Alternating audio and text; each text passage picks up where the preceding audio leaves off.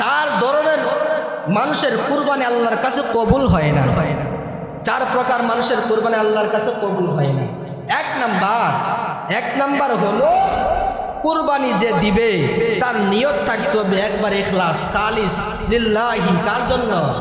আল্লাহর জন্য। কিন্তু দেখা যায় আমাদের সমাজের মানুষ কুরবানি দেয় মানুষকে দেখানোর জন্য। আবার অনেকেই কয় যদি এবার কুরবানি না দেয়, সামনে দিছি এবার না দিলে মানুষ আমার কি কইব। অথবা নতুন ছেলেকে বিবাহ করাইছে, বিয়ের বাড়ির মানুষ যদি জানে বিয়ের বাড়ির কুরবানি দিছে না, কি কইব আমার বিয়ে আমার।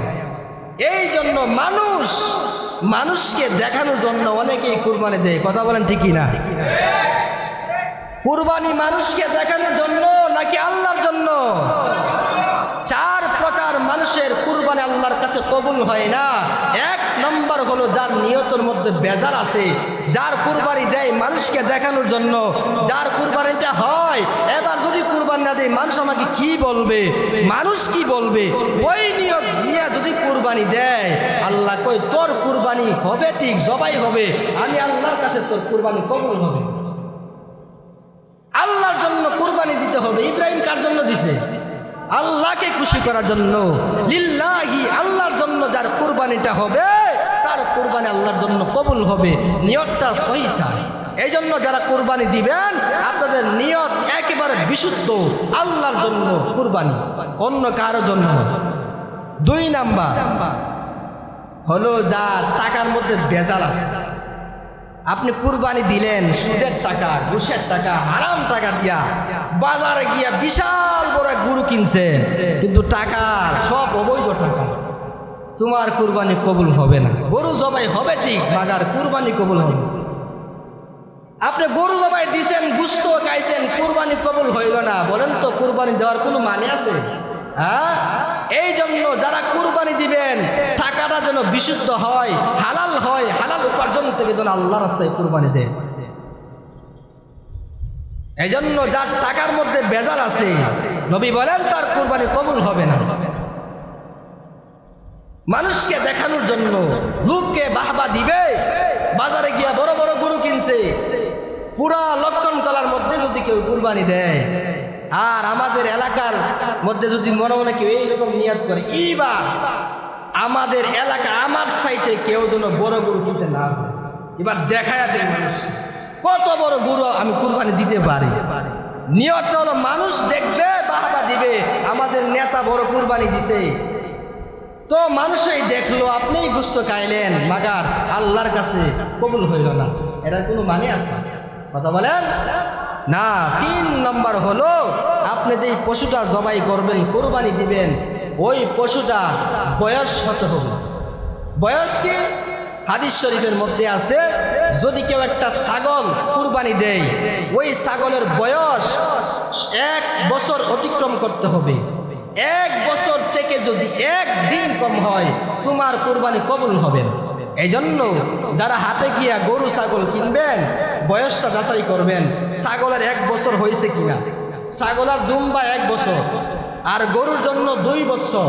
আপনি গরু কুরবানি দিবেন গিয়া যে গরু কিনবেন 2 বছর দেইকা গরু কিনবেন। আমরা তো বিপদ কইরা কুরবানি দিই, গিয়া হাটের মধ্যে গিয়া মরা, একবারে আদা মরা, ধাক্কা দিলে পড়ে যাই ওই জায়গায় আগে কিনা, তাই না?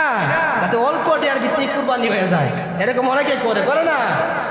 গরুর শরীরে কিছু নাই, আদা মরা, না দিলে মানুষে কি করবে, ওই জন্য এই আন্ডা দিছে, বয়স ঠিক নাই, তাই না?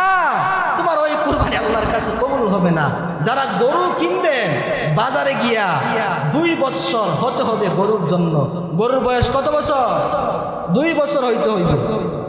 2 বছর থেকে যদি 1 দিন কম হয় আপনার কুরবানি কবুল হবে না। এই জন্য যারা কুরবানি দিবেন গরু কেনার ক্ষেত্রে সতর্ক থাকবেন, জিজ্ঞেস করবেন, দাঁতগুলা দেখবেন, দেখলেই তো বোঝা যায় যে গরুটার কত বছর হইতে পারে। যে গরুর মালিককে জিজ্ঞেস করবেন যে ভাই ওই গরুটার বয়স কত হয়েছে, 2 বছর নিচে হইলে গরু কিনবেন না। যদিও অনেক গরু আছে বয়সে শুরু কিন্তু অনেক মুড়া আছে না, অনেক মুড়া, দেখতে অনেক বড় লাগে কিন্তু বয়স 1 বছর 1.5 বছর, আমরা ওইটাই কিনে এনে কুরবানি দিলাম না। বয়স 2 বছর থেকে যদি 1 দিন কম হয় তোমার কুরবানি আল্লাহর কাছে কবুল হবে না। 4 নম্বর হলো শরীয়ত মোতাবেক গরুটা জবাই করতে হবে।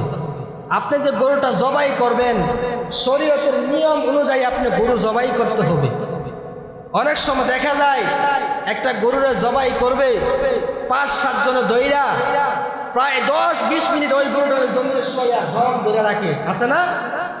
ছুরি আনাত গেছে গরুর দম দইরা, ওই ছুরি কোথায়, ছুরি নিয়ে আসো। সবাই মিলা গরুটারে কষ্ট দিয়ে ধরে রাখছে, ছুরি আনতে গেছে, অথবা কয় হুজুরে একটা লিস্ট ধরায় দেয়, হুজুর দেন তো ওই লিস্টের মধ্যে যে কার কার নাম আছে ওই নামগুলো আপনি বইলা ওদের নামে কুরবানি দিয়া দিয়ে। খুদার কসম একবার, আল্লাহর কসম 2 বার, আল্লাহর কসম 3 বার, যদি কেউ মানুষের নামে কুরবানি দেয়, কথা বলেন কুরবানি কি হবে? হ্যাঁ, মানুষের জন্য কুরবানি দিলে হবে না, কুরবানি দিতে হবে কার জন্য? এবার অনেকেই কই হুজুর আমার নাম, আমার আব্বার নাম, আমার বড় ভাই, আমার ছোট ভাই, আমার জেলা এইটা।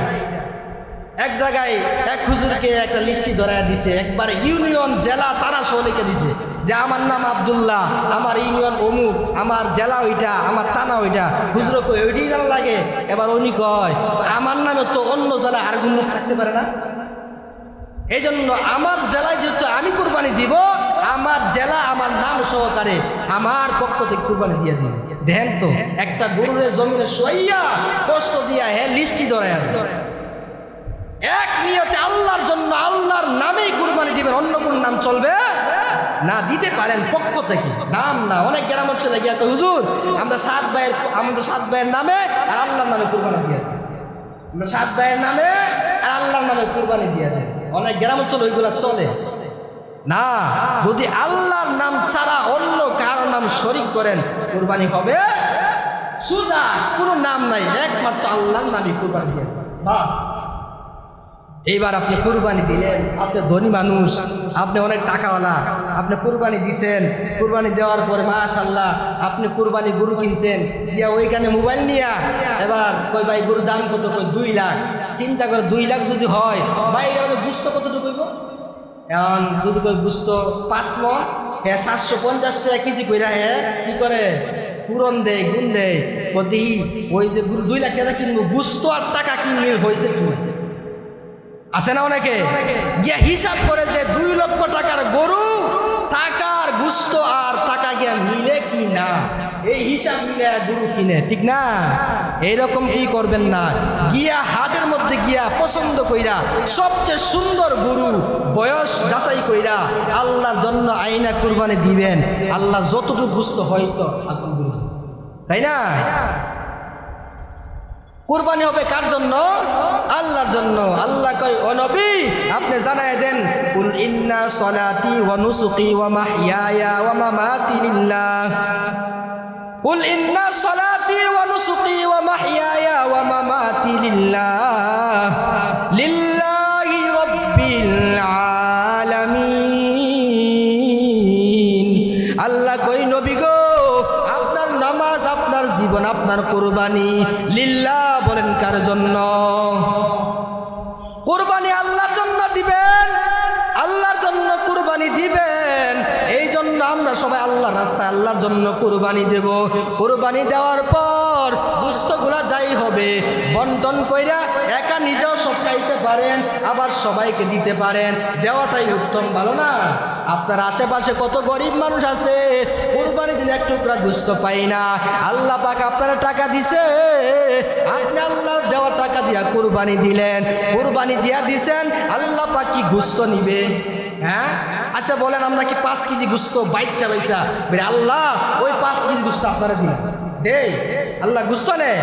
অথবা রক্ত আল্লাহর কাছে যায় না, আল্লাহ যায়, আল্লাহর কাছে যায় কি? তাকওয়া। আল্লাহ দেখে তোমার অন্তরের ভিতরে কি লুকায় আছে, তোমার অন্তরের পশু আল্লাহ দেখে, তোমার নিয়তটা যদি সহি আল্লাহ কুরবানি কবুল করে নিবে। এই জন্য কুরবানির জন্য 1 নাম্বার শর্ত নিয়ত সহি চাই।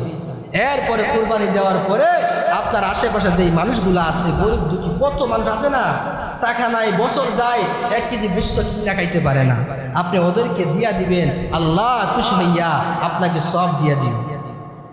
আল্লাহ বলেন যে এই বান্দা কুরবানি দিল, তার কুরবানির পশুটা জবাই করার সাথে সাথে রক্ত জমিনে সাথে আল্লাহ পাক তার জিন্দেগির সব গুনাহ মাফ করে দেন, তারে জান্নাতি বানায় দেন। আমার জন্য এত ত্যাগ, যদি নিয়তটা সুস্থ হয়, নিয়ত যদি সুস্থ হয়, সবল হয়, আল্লাহ পাক আপনার কুরবানি কবুল কইরা আপনারে জান্নাতের মেহমান বানায়। এজন্য আমরা যারা কুরবানি দিব, আমরা সকলেই ওই নিয়তটারে 1 নম্বরে সহি করতে চাই, ইখলাসের সাথে আল্লাহর জন্য কুরবানি দিতে চাই ইনশাআল্লাহ। যে আলোচনা করলাম, আল্লাহ পাক আমাদের সবাইকে আমল করার তৌফিক দান করুন, বলে আমিন। ওয়া আখিরি দাওয়ানা আলহামদুলিল্লাহি রাব্বিল আলামিন। আসসালামু আলাইকুম ওয়া রাহমাতুল্লাহ।